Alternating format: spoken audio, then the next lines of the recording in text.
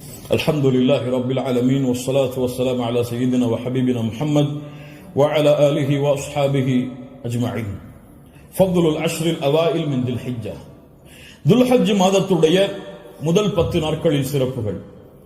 கண்ணியத்துக்குரியவர்களே, அல்லாஹ் ரப்புல் ஆலமீன் இந்த சமூகத்திற்கு செய்த மிகப்பெரிய அருள் என்னவென்றால், அல்லாஹ் ரப்புல் ஆலமீன் நன்மையான மாதங்களையும் நன்மையான நாட்களையும் நன்மைகளை அதிகப்படுத்தி தரக்கூடிய விஷயங்களையும் தீமைகளை அழிக்கக்கூடிய காரியங்களையும் அல்லாஹ் இந்த சமூகத்துடைய வாழ்நாளை அல்லாஹ் சுருக்கி இருந்தாலும் அந்த வாழ்நாளுக்குள் அல்லாஹ் அதிகப்படுத்தி தருகின்றான். ரமதான் முடிந்தால் அடுத்த நன்மைகள், அந்த மாதம் முடிந்தால் அடுத்த நன்மைகள் என்று அல்லாஹ் ரப்புல் ஆலமீன் ஒவ்வொரு மாதமும் சில நாட்களை அல்லாஹ் கணக்கிட்டு அந்த நாட்களில் அல்லாஹ் ரப்புல் ஆலமீன் அருள் செய்து மூமின்களுடைய ஈடேற்றத்திற்கு அல்லாஹ் ரப்புல் ஆலமீன் உதவி செய்கின்றான். கண்ணியத்துக்குரியவர்களே, அந்த அடிப்படையில் ரமதானுடைய மாதத்திற்கு பிறகு அல்லாஹ்விடத்திலே மிக கண்ணியமான, அல்லாஹ்விடத்திலே மிக சிறப்பு பெற்ற நாட்களை இன்ஷா அல்லாஹ் நாம் அடையப் போகின்றோம். அந்த நாட்கள் தான் துல்ஹஜ் மாதத்துடைய முதல் 10 நாட்கள். அல்லாஹ் ரப்புல் ஆலமீன் அவனுடைய புத்தகம் அல் குர்ஆனிலே சூரா ஹஜ்ஜுடைய 28வது வசனத்திலே ஹஜ்ஜை பற்றி இப்ராஹிம் அலைஹிஸ்ஸலாம் அவர்களை அறிவிக்க சொல்லுகின்றான். அப்போது அல்லாஹ் ரப்புல் ஆலமீன் ஹஜ்ஜுக்கு வருபவர்கள் செய்யக்கூடிய காரியத்தை பற்றி சொல்லும் பொழுது கணக்கிடப்பட்ட அந்த நாட்களில் அவர்கள் அல்லாஹ்வை புகழ்வார்கள். இமாம் இப்னு அப்பாஸ் ரலியல்லாஹு அன்ஹுமா கணக்கிடப்பட்ட நாட்களில் அல்லாஹ்வை புகழ்வார்கள் என்று அல்லாஹ் கூறுகிறானே, அந்த கணக்கிடப்பட்ட நாட்கள் எதுவென்றால் ஐயாமுல் அஷ்ர் அல்-அவாயில் மின் தில் ஹிஜ்ஜா, துல்ஹஜ் மாதத்துடைய முதல் 10 நாளைத்தான் அல்லாஹ் இங்கே குறிப்பிடுகிறான் என்று இப்னு அப்பாஸ் ரலியல்லாஹு அன்ஹுமா அவர்கள் சொன்னார்கள். அல்லாஹ் ரப்புல் ஆலமீன் சூரத்துல் ஃபஜ்ரை ஆரம்பம் செய்கிறார். வல் ஃபஜ்ர் வலயாலின் அஷ்ர். அந்த 10 நாட்கள் என்று அல்லாஹ் ரப்புல் ஆலமீன் சத்தியம் செய்கிறானே, அது என்னவென்று முஃபஸ்ஸிர்கள் எல்லோரும் விளக்கம் சொல்லும் பொழுது அந்த நாள் துல்ஹஜ் மாதத்துடைய முதல் 10 நாள் என்று பெரும்பான்மையான அறிஞர்கள் விளக்கம் சொல்கிறார்கள்.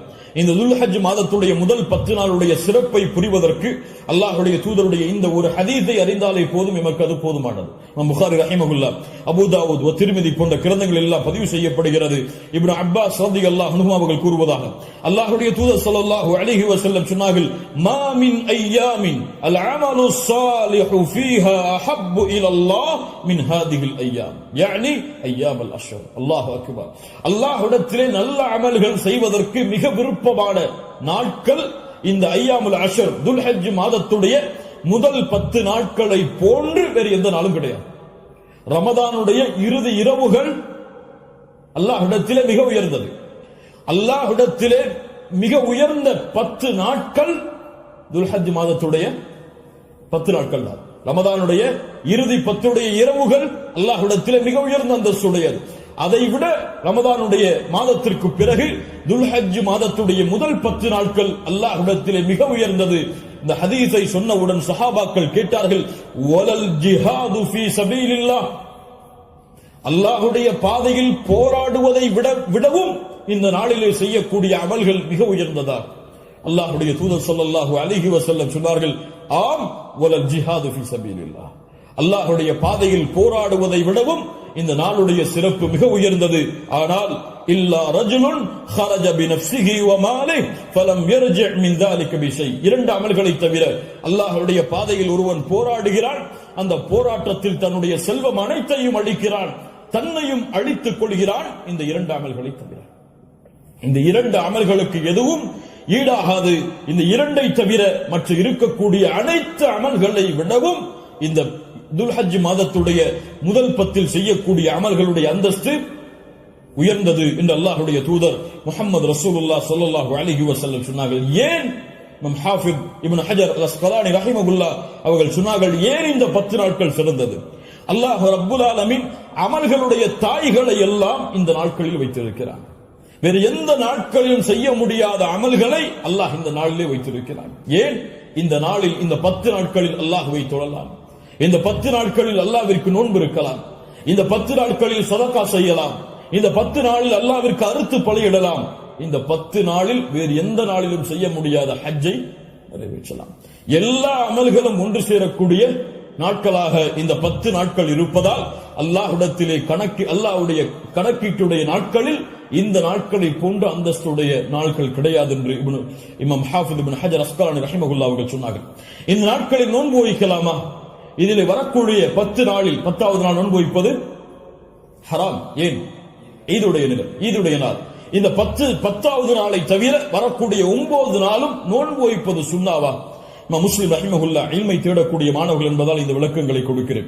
முஸ்லிம் ரஹிமஹுல்லா அவர்கள் சொன்னார்கள், ஆயிஷா ரலியல்லாஹு அன்ஹா அவர்கள் கூறுவதாக, மா ரஅய்து ரசூலுல்லாஹி ஸல்லல்லாஹு அலைஹி வஸல்லம் ஸாயிமன் ஃபில் அஷ்ரில் கத்து. கொஞ்சம் குழப்பமா இருக்கும், புரிய முயற்சி. அல்லாஹ்வுடைய தூதர் துல்ஹஜ் மாதத்துடைய முதல் 10 நாட்களும் ஒருபோதும் நோன்பு வைத்ததில்லை. யாருடைய அறிவிப்பு? ஹஃப்ஸா ரலியல்லாஹு அன்ஹா யார்? அல்லாஹ்வுடைய தூதருடைய மனைவிதான். நஸை போன்ற கிரந்தங்களில் சஹீஹான அறிவிப்பாக பதிவு செய்யப்படுகிறது, லம் யத ரசூலுல்லாஹி ஸல்லல்லாஹு அலைஹி வஸல்லம் சியாம திஸ்இல் ஹிஜ்ஜா. அல்லாஹ்வுடைய தூதர் ஸல்லல்லாஹு அலைஹி வஸல்லம் துல்ஹஜ் மாதத்துடைய முதல் 9 நாளும் எப்போதும் நோன்பை விட்டதில்லை. ஒரு ஹதீஸ் என்ன சொல்கிறது? இப்ப இரண்டுக்கும் முரண்பாடு வருகிறது, இரண்டையும் மறுத்து விடலாமா? உலமாக்கள் இரண்டையும் எப்படி சேர்த்து புரிவது என்பதை சொல்லுகிறார். இதான் ஃபஹ்மு ஃபில் இல்ம், இல்மை புரிந்து கொள்வதுடைய அடிப்படை. எப்படி இரண்டையும் சேர்த்து பார்ப்பது? ஆயிஷா ரலியல்லாஹு அன்ஹா என்ன சொல்கிறார்கள்? முதல் இரண்டு அடிப்படைகள் புரிவது. முதல் அடிப்படை, ஆயிஷா ரலியல்லாஹு அன்ஹா என்ன சொல்கிறார்கள்? அல்லாஹ்வுடைய தூதர் 10 நாளும் துல்ஹஜ் மாதத்திலே நோன்பு வைத்ததில்லை. ஏன் 10 நாளும் ஒருவரால் நோன்பு வைக்க முடியாது? ஏன்? 10வது நாளில் ஈத் வருகிறது. அதனால் அல்லாஹ்வுடைய தூதர் 10 நாளும் என்று சேர்த்து சொல்கிறார்களே தவிர முதல் 9 நோன்பு வைக்கவில்லை என்று ஆயிஷா ரலியல்லாஹு அன்ஹா சொல்லவில்லை. 10 நாளும் சேர்த்து நோன்பு வைக்கவில்லை என்று ஆயிஷா ரலியல்லாஹு அன்ஹா சொல்கிறார்கள் என்று புரிந்தால் இது சிறந்தது. அப்படியும் இல்லை என்றால் ஹதீஸ் கலையிலே ஒரு சட்டம் இருக்கிறது, கவுலுல் முஸ்பித் முகத்தமுன் அலா கவுலின் நஃபி. மறுக்கக்கூடியவருடைய சொல்லை விட உறுதிப்படுத்தக்கூடியவருடைய சொல்லுக்கு பலம் அதிகம். மறுப்பவர் மறதியில் மறுக்கலாம், ஆனால் உறுதிப்படுத்துபவர் மறதியிலோ அல்லது இட்டுக்கட்டப்பட்ட நிலையிலோ உறுதிப்படுத்த மாட்டார். ஒன்று பார்க்காமல் இருக்கலாம், அல்லாஹ்வுடைய தூதருடைய வாழ்வில் அவர்கள் அதை பார்க்காமல் இருக்கலாம். அந்த நாளில் அல்லாஹ்வுடைய தூதர் ஆயிஷா ரலியல்லாஹு அன்ஹாவோடு இல்லாமல் இருந்திருக்கலாம். ஆனால் ஹஃப்ஸா ரலியல்லாஹு அன்ஹா உறுதிப்படுத்துகிறார்கள். உறுதிப்படுத்துபவர் மறதியில் உறுதிப்படுத்த முடியாது, உறுதிப்படுத்துபவர் பார்க்காமல் உறுதிப்படுத்த முடியாது. அதனால் இந்த சட்டத்தின் அடிப்படையிலும் அல்லாஹ்வுடைய தூதர் 9 நாள் நோன்பு வைத்தார்கள் என்ற ஹதீஸ் தான் உயர்ந்த தரமுடையது என்று ஹதீஸ் கலையுடைய அறிஞர்கள் விளக்கம் சொல்கிறார்கள். அதனால் சட்டம் என்னவென்றால் 9 நாளும் நோன்பு வைப்பது சுன்னா. யாருக்கு இயலுமோ யாருக்கு முடியுமோ அவர்கள் துல்ஹஜ் மாதத்துடைய முதல் 9 நாட்களும் நோன்பு வைப்பது சுன்னா. 10வது நாள் நோன்பு வைப்பது ஹராம். நோன்புடைய சிறப்புகளை பற்றி நமக்கு தெரியும். அல்லாஹ்வுடைய பாதையில் ஒருவர் அல்லாஹ்வுடைய முகத்தை நாடி ஒரு நாள் நோன்பு வைத்தால் பஅதல்லாஹு வஜ்ஹஹு அனின் நாரி 70 ஹரீஃபா. ஹரீஃபா என்றால் ஆம். அல்லாஹ்வுடைய தூதர் ஸல்லல்லாஹு அலைஹி வஸல்லம் சொன்னார்கள், அல்லாஹ்வுடைய பாதையில் அல்லாஹ்வுடைய முகத்தை நாடி ஒருவர் ஒரு நாள் நோன்பு வைத்தால் அல்லாஹ் ரப்புல் ஆலமீன் அவருடைய முகத்தை நரகத்தில் இருந்து 70 ஆண்டுகள் தூரமாக்குகிறார். அல்லாஹ் அக்பர். அல்லாஹ் ரப்புல் ஆலமீன் அந்த பாக்கியத்தை நமக்கு கொடுப்பானாக. அல்லாஹ்வுடைய தூதர் ஸல்லல்லாஹு அலைஹி வஸல்லம் துல்ஹஜ் மாதத்துடைய முதல் 10 நாட்களில் வரக்கூடிய யௌம் அரஃபா, அரஃபாவுடைய தினத்துடைய சிறப்பை பற்றி சொன்னார்கள். மா மின் யௌமின் அக்ஸர மின் அய்யுஅதிகல்லாஹு ஃபீஹி அப்தன் மினன் நார் மின் யௌமி அரஃபா. அல்லாஹ் ரப்புல் ஆலமீன் அதிகமான நரக விடுதலையை கொடுக்கக்கூடிய நாள் அது அரஃபாவுடைய நாள் தான். அரஃபாவுடைய நாளில் அல்லாஹ் முதல் வானத்திற்கு வருகிறான். எப்படி வருகிறான்? ஏன் வருவான் தெரியாது. அல்லாஹ் வருவான். அவன் விரும்புகின்ற முறையில் அல்லாஹ் வருவான். என்ன செய்வான்? கேட்பான், மா இவர்கள் எதை விரும்புகிறார்கள்? மா அராத ஹவுலா, இவர்கள் எதை விரும்புகிறார்கள்? வேறொரு ஹதீஸிலே அல்லாஹ் ரப்புல் ஆலமீன் அங்கே கூடியிருக்கக்கூடிய எல்லோருக்கும் அல்லாஹ் மன்னிப்பை வழங்குவான். அல்லாஹ் ரப்புல் ஆலமீன் அப்படிப்பட்ட மன்னிப்பாளர்களாக ஹஜ் செய்த நம்முடைய முஸ்லிம்களையும் மூமின்களையும் அல்லாஹ் ஆக்குவானாக. அல்லாஹ்வுடைய தூதர் ஸல்லல்லாஹு அலைஹி வஸல்லம் சொன்னார்கள், அரஃபாவுடைய அந்த இடத்தில் ஒன்று கூற முடியாத மூமின்களை, ஹஜ்ஜுக்கு செல்ல முடியாத மூமின்களுக்கு அல்லாஹ்வுடைய தூதர் சொன்னார்கள், சியாமு யௌமி அரஃபா. அரஃபாவுடைய நாளில் நோன்பு வைப்பது அவருடைய முன் சென்ற ஒரு வருடத்துடைய பாவத்திற்கும் பின் சென்ற ஒரு வருடத்துடைய பாவத்திற்கும் பாவ மன்னிப்பாக இருக்கும். அல்லாஹ் அக்பர். முன் சென்ற வருடத்துடைய ஒரு வருட பாவம், பின் சென்ற வருடத்துடைய ஒரு வருட பாவத்திற்கு மன்னிப்பாக அமையும் என்று அல்லாஹ்வுடைய தூதர் ஸல்லல்லாஹு அலைஹி வஸல்லம் சொன்னார்கள். அல்லாஹ்வுடைய தூதர் ஸல்லல்லாஹு அலைஹி வஸல்லம் சொன்னார்கள், அஃதலு துஆ துஆஉ யௌமி அரஃபா. துஆக்களில் மிக சிறந்தது அரஃபாவுடைய தினத்தில் கேட்கப்படும் துஆவாகும். அல்லாஹ்வுடைய தூதர் ஸல்லல்லாஹு அலைஹி வஸல்லம் சொல்லிவிட்டு சொன்னார்கள், நானும் எனக்கு முன்னால் சென்ற நபிமார்களும் கூறிய வார்த்தைகளில் மிக சிறந்தது எது? லா இலாஹா இல்லல்லாஹ் வஹ்தஹு லா ஷரீக லஹ். லா இலாஹா இல்லல்லாஹ் வஹ்தஹு லா ஷரீக லஹ். இதுதான் மிகச் சிறந்தது அரஃபாவுடைய தினத்தில் கேட்கப்படக்கூடிய துஆ. கண்ணியத்துக்குரியவர்களே, இந்த 10 நாட்களில் அதிகமான அமல் செய்யக்கூடிய மூமின்களாக இருப்போம். இந்த 10 நாளை எப்படி கண்ணியப்படுத்த வேண்டுமோ அந்த கண்ணியப்படுத்தினால் அல்லாஹ் ரப்புல் ஆலமீன் இந்த நாட்களுக்குரிய கூலியை எமக்கு கொடுப்பான். இறுதியாக சுருக்கமாக 5 நிமிஷம் உதுஹியாவுடைய ஒரு சிறிய சட்டத்தை மட்டும் கூறிவிட்டு இந்த 10 நாட்களில் அடங்கி இருக்கக்கூடிய இந்த உதுஹியா என்ற கடமையுடைய ஒரு சிறிய சட்டம் என்னவென்றால், அல்லாஹ் ரப்புல் ஆலமீன் உதுஹியா என்றால் அல்லாஹ்வுடைய பெயரை கொண்டு அல்லாஹ்வுடைய முகத்தை நாடி ஒட்டகத்தையோ மாட்டையோ ஆட்டையோ யௌமுன் நஹர் யௌமுல் ஈத் அன்று அல்லது அய்யாமுத் தஷ்ரீக் அதற்கு தொடர்ந்து வரக்கூடிய 11, 12, 13 இந்த நாட்களில் அல்லாஹ்வை நெருங்குவதற்காக இந்த 3 விலங்கினங்களையும் அறுத்து பலியிடுதல் தான் உதுஹியா. அல்லாஹ் ரப்புல் ஆலமீன் கூறுகிறான், இன்னா அத்தைனாக அல் கௌசர். அல்லாஹ் ரப்புல் ஆலமீன் நபியே கௌசர் என்ற தடாகத்தை உமக்கு வழங்குகிறான். அதனால் ஃபஸல்லி லிரப்பிக வன்ஹர், அல்லாஹ்வை தொழு, அல்லாஹ்விற்கு அறுத்து பலியிடுங்கள். வன்ஹர் வஸ்பஹ், அல்லாஹ்விற்கு அறுத்து பலியிடுங்கள் என்று அல்லாஹ் ரப்புல் ஆலமீன் கட்டளையிடுகிறான். இந்த உதுஹியாவுடைய விஷயத்தில் உலமாக்கள் மத்தியிலே கருத்து வேறுபாடு இருக்கிறது. சில உலமாக்கள் சொல்கிறார்கள், உதுஹியா என்பது வாஜிப், அதை விட்டால் பாவம். உதுஹியா வாஜிப், அது விட்டால் பாவம்.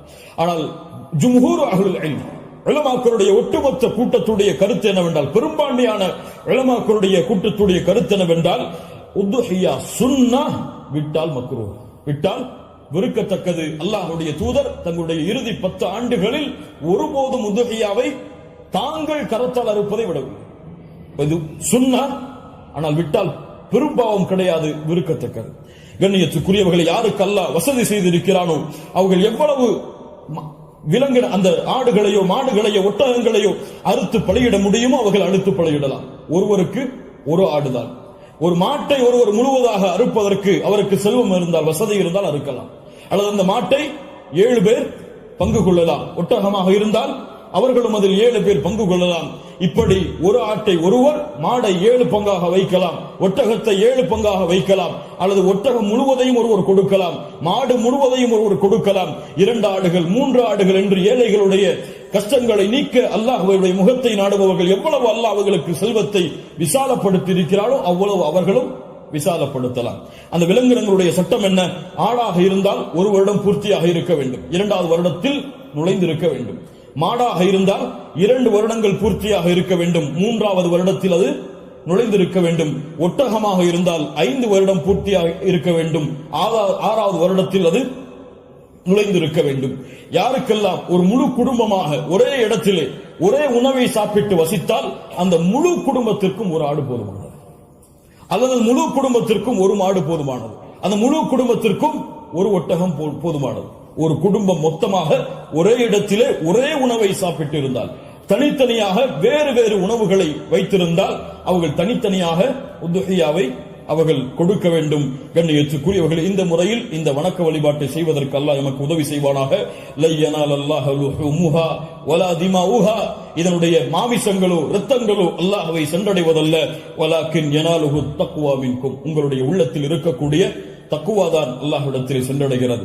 கண்ணியத்துக்குரியவர்கள், நபி இப்ராஹிம் அலைஹிஸ்ஸலாம், இஸ்மாயில் அலைஹிஸ்ஸலாம் அவருடைய தியாகத்தை நினைவு கூறும் பொருட்டு இப்ராஹிம் அலைஹிஸ்ஸலாம் தன்னுடைய மகனை அல்லாஹ் அறுக்க கட்டளையிட்ட போது, நான் அறுக்க தயாராகிறேன் என்று இப்ராஹிம் அலைஹிஸ்ஸலாம் அல்லாஹ்விற்காக தன்னுடைய அல்லாஹ்வுடைய கட்டளையை ஏற்க துணிந்ததை போன்று, யா அல்லாஹ் நீ கூறினால் எதையும் செய்வதற்கு நான் தயார் என்ற தன்மையை வெளிப்படுத்துவதற்கு தான் இந்த யௌமுன் நஹர் யௌமுல் ஈதுடைய தினத்தில் ஆடுகளையோ மாடுகளையோ ஒட்டகங்களையோ அறுக்கக்கூடிய கட்டளை அல்லாஹ் கொடுத்திருக்கிறார்.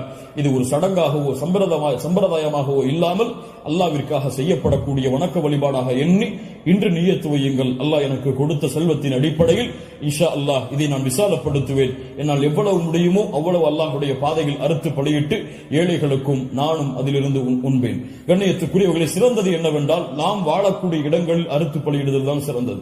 நாம் வாழாத ஊர்களில் அறுத்து பலியிடுதல் சிறந்தது கிடையாது, உலமாக்களுடைய குர்ஆன் சுன்னாவுடைய ஆதாரங்களின் அடிப்படையில். அதனால் நாம் அறுத்து முழுவதுமாக நாம எடுத்துக்கொள்ளலாம், அல்லது ஏழைகளுக்கு முழுவதுமாக கொடுக்கலாம், உறவினர்களுக்கு முழுவதுமாக கொடுக்கலாம். இதில் ஹதீஸ் அடிப்படையில் தெளிவான ஆதாரங்கள் எவ்வளவு பங்குகளை வைக்க வேண்டும் என்பதற்கு கிடையாது.